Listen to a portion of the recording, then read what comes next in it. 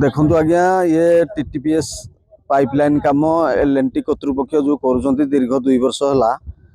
L&T कर्तृपक्षर मनमुखी तार शासन चल जहाँकि लोक मान ग्रामवासी मध्य विगत दिन में कौन समस्या जहाँ भी थिला इरिगेशन माध्यम क्यों लोक जगह कार पाइपलाइन जो एरिया देकर जीव लोक मैंने पैसा ही पाई ना इरिगेशन रू तापर जो जो जगह जो जमी देकर जाऊँगी क्षतिपूरण भी पाई पार ना यही अंचल जो विभिन्न समस्या कहले आमर एठी केनाल गला रेलवे गला एवं एबे एल&टी पाइपलाइन नौ जे टीटीपीएस समल टू टीटीपीएस पानी जीव पानीय जल तार जो आमर एठी अंचल जो लोकंकर बेकारी समस्या भी अच्छी ताकू भी आमे विगत दिन भी कहीचु से भी एल&टी कर्तृपक्ष कि टीटीपीएस किछि आम कथा भी शुणवार नहीं मनमुखी से शासन मनमुखी करी बर्तमान केनाल भितरे आस पाउंस पकई माने बंध बांधिकी एठू पाइप को डाइवर्ट करुची से परिप्रेक्षी आज आम हरिहरपुर पंचायत सरपंच महोदय एवं ग्रामवासी को मिलित उद्यम आज आम एठी एनटीपीसी कर्तृपक्ष एल&टी कर्तृपक्ष डाकी यार किपरि समाधान करा जिवो से विषय आज आलोचना कर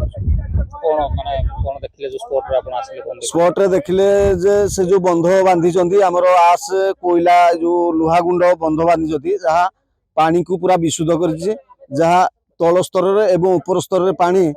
जहाँ पूरा दूषित हो पूरा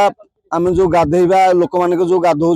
बर्तमान सुधा गाधे पारे गाई गोरु भी चल प्रचल भी विभिन्न पानीय जल उपर भी समस्या सृष्टि होता निश्चिंत भाव आम एल&टी एवं टीटीपीएस को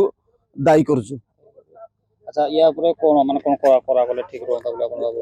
याकू आबे आमे उपजिलापाल महोदय को आमे लिखित भाव जनइबु यार तुरंत त्रिपाक्षिक बैठक करी याकू तुरंत समाधान करिया पई ताकर कर्तृपक्ष एबे आसी पहुंचचंती ता सेबे वर्तमान से बालीबंध को उठेबे उठेला परे तापरे तार जो अच्छी सिस्टम जे आगो तले बाली बस्ता देई तापरे डब्ल्यूएमएम देई तापरे बंध बांधिकी जहाँ करिया कथा करिया पई से कहउछन आलोचना चल से आम बर्तमान एबे तो समाधान हेनी आम उपजिलापाल अध्यक्षतार आम जा देखा करूँ लिखित आकार बर्तमान सोमवार दिन दबू। मो पंचायत सुनाखणी ग्राम एल&टी जो काम करुँची ग्रामर सभापति बिना परामर्श पंचायत बिना परामर्श एठी पाइपलाइन पकड़ा चाहूँगी पकड़ापी तापर ये केनाल खोलिया चाहूँगी जो माटी हुड़ा दौर अचला अचल थी बिंदल तार पाउंस को केनाल मझीरे हुड़ा करी पकाउची जहाँ द्वारा पानी एते पल्यूटेड हो जाए जहाँ लोकंर व्यवहार उपयोगी ना ये केनाल उपर सबू बहुत ग्रामर लोक निर्भर कर ग्राम माने गाधा पाधा समस्त काम कर एल&टी द्वारा ये कम जो पानी पूरा भाव में पल्यूटेड हो जाए जहाँ द्वारा लोक मैंने व्यवहार उपयोगी नुहे। अच्छा आगे ये कितने लोग व्यवहार और केनाल से शायद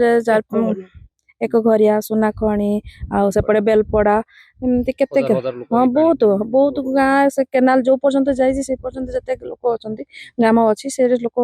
उपकृत होते केनाल किंतु एबे वर्तमान एल&टी ये कम जो पानी तल मुहा बहीकि से पानी पल्यूटेड हो सारा बिंदल प्लांट पाउंस आस पाउंस हाँ से गुड़ा को एकाठे से पकईकि हुड़ा तार गाइडलाइन कौन बेस करने से नक से पाउंस पकईकि पानी को बहुत पल्यूटेड कर दौरान पानी पकड़ा द्वारा तो मेन है पानी पल्यूटेड है लोक मान तो बेसी असुविधा हे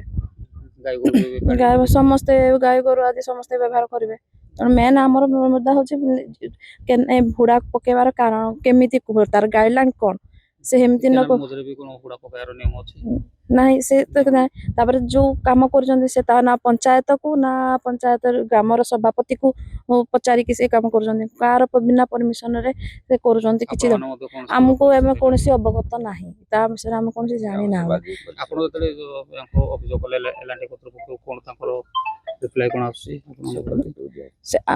रिप्लाय तो से कहते बर्तमान आम किसी तो किसी कही ना सहित बर्तमान कथबार्ता हबू जहाँ कौन कौन करा गले ठीक होता बोले ଯେମିତି କେନାଲ ଗୋଟେ କରିବା ପାଇଁ ଯୋଉ ଭଳିଆ ତାର ଗାଇଡଲାଇନ ଅଛି ସେଇ ଅନୁସାରେ କରିବେ ଆଉ ତାପରେ ପ୍ଲାନ୍ କରିବେ ଯାହା କରିବେ ଗ୍ରାମର କିଛି ଡେଭଲପମେଣ୍ଟ ୱାର୍କ କରିବେ ସେ ଆମର ତାର ମୁଦ୍ଦା ଆଉ। ଠିକ ଅଛି। ଅସୁବିଧା ଆଜ୍ଞା ଏଲ୍&ଟି ଆମ ସୁନାକଣି ଗାଁରେ 2 ବର୍ଷ ହେଲାଣି ପାଇପଲାଇନ୍ କାମ ନେଇଛି ପ୍ଲାନ୍ କ୍ୟାମ୍ପ ବନେଇକିନା ସମଲ ଠାରୁ ଥର୍ମାଲ ପର୍ଯ୍ୟନ୍ତ ପାଇପଲାଇନ୍ ପାଣି ଯିବ ତ ଗାଁରେ ଗ୍ରାମ ସଭା ନ କରି ପଞ୍ଚାୟତର ଏନ୍ଓସି ନ ନେଇ ପଲ୍ଲୀ ସଭା ନ କରି ତା ମନ ଇଚ୍ଛା ଜଙ୍ଗଲ ଜମି କାଟି ନଷ୍ଟ କରି ମନ ଇଚ୍ଛା ପାଇପ୍ ୱାର୍ଡ କରି ପାଇପ୍ ପକେଇ ବିଛା ଚାଲିଛି। ଆମକୁ ଜଣାଜଣି କିଛି କରିନି କମ୍ପାନୀ। ଆମେ ଅବଗତ କରିଥିଲୁ ପ୍ରଶାସନକୁ ସବୁ କଲେକ୍ଟର ସରପଞ୍ଚଙ୍କ ମାଧ୍ୟମରେ ସବୁ କଲେକ୍ଟରକୁ ଅବଗତ ବହୁତ ଦିନ ହେଲା କରିଥିଲୁ ବିଗତ ଦିନରେ। ଏବେ ବି ଆମର ଫାଣ୍ଡି ଅଧିକାରୀ ଯିଏ ଅଛନ୍ତି ତାଙ୍କୁ ବି ମଧ୍ୟ ଫୋନ୍ ଯୋଗେ ବାରମ୍ବାର ଯୋଗାଯୋଗ କରୁଥିଲୁ। ସେ ବି ଆମକୁ ଯେଉଁ କହିଥିଲେ ନାଇଁ ତୁମେ IIC ସାଙ୍ଗରେ ଯୋଗାଯୋଗ କରିନା ଇଏ କରନ୍ତୁ। ଆମେ ବି ଯୋଗାଯୋଗ କରିକିନା ଥରେ ଫେଲିୟର ହେଇଥିଲୁ। ସେ ଆସିକିନା ବୁଝାସୁଝା କରିଥିଲେ। ତାପରେ ଗୋଟେ କେସ୍ ହେଇଥିଲା ଆମ ଗାଁ ବିନୋଦ ପ୍ରଧାନ ସହିତ ଫାଣ୍ଡିରେ ଫାଇନାଲ ହେଇଥିଲା ଯେ ଗ୍ରାମ ସଭାପତି ଆଉ ଏଠି ଗ୍ରାମ ସଭା ନ କରି ଗାଁର କୌଣସି କାମ କମ୍ପାନୀ ଏଠି କରିପାରିବନି ଏଲ୍&ଟି କମ୍ପାନୀ। ତାପରେ ଗାଁରେ କିଛି ନ କରି କମ୍ପ୍ରମାଇଜ କରିକି ମିଟିଂ ଫିଟିଂ କିଛି କରିନାହାନ୍ତି। ତାଙ୍କ ମନ ଇଚ୍ଛା ଆସି କାମ କରୁଛି। ଆସି ଦେଖିଲା ବେଳକୁ କେନାଲ ମଝିରେ ପାଉଁଶରେ ହୁଡ଼ା ଦେଇ ପାଣିକୁ ପ୍ରଦୂଷଣ କରିଛି। ଯାହାଫଳରେ କେନାଲ ମଧ୍ୟରେ କଣ ପଡୁଛି? କେନାଲ ମଝିରେ ବିନ୍ଦୁଲର ଲୁହା ଗୁଣ୍ଡ ଆଉ ମାଟିଟା ପାଉଁଶ ଇଟା ଏଇ ମାଟିଟାର ପାଉଁଶ ଆଣି ହୁଡ଼ା ଦିଆହେଇଛି ଯାହାକି ଗାଈ ଗୋରୁ ପାଣି ପିଇବାରେ ଅସୁବିଧା